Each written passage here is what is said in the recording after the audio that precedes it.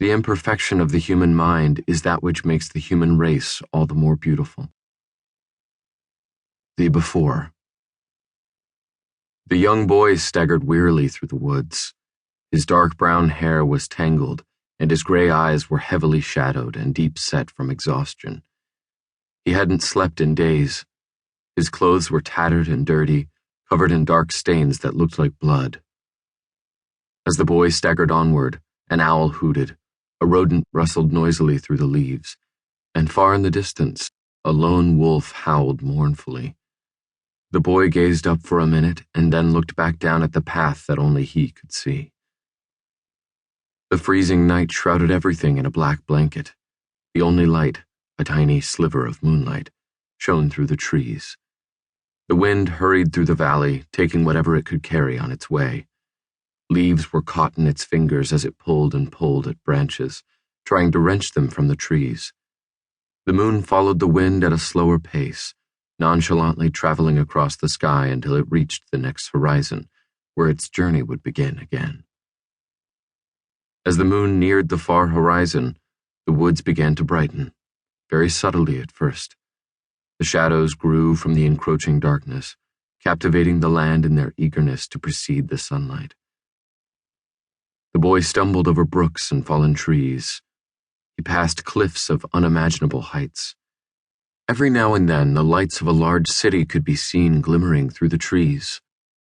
The boy kept going, mindlessly pressing forward with no clear end in sight. Every step was painful, but he did not hesitate or stop. The sun had found its place in the sky long before the boy had reached the last cliffs, which towered over the waking city far below them. It sat nestled against their protective natural wall.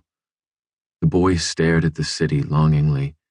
His eyes drooped as he tried to focus. He turned to head back toward the forest. The boy took several steps and then collapsed. The leaves rustled and settled over his body. The wind, on its relentless path, clawed at the boy's clothes. Finally it ceased and stillness settled in.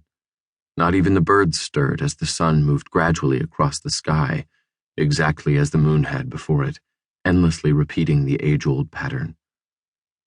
The sound of footsteps crunching through dead leaves and laughter preceded a young girl stepping out of the forest. She stopped mid-laugh when her blue eyes caught sight of the boy. She stared at him for a minute and then darted back into the woods. She returned several seconds later, dragging a man by the hand. The lines on his face seemed to change, and he looked young and old simultaneously. The man rolled the boy over and jolted back when he caught sight of his face. A hint of recognition showed in his eyes, but he mentioned nothing of it to his daughter. Instead, he said softly, "Sophia, darling, go and fetch the water, please."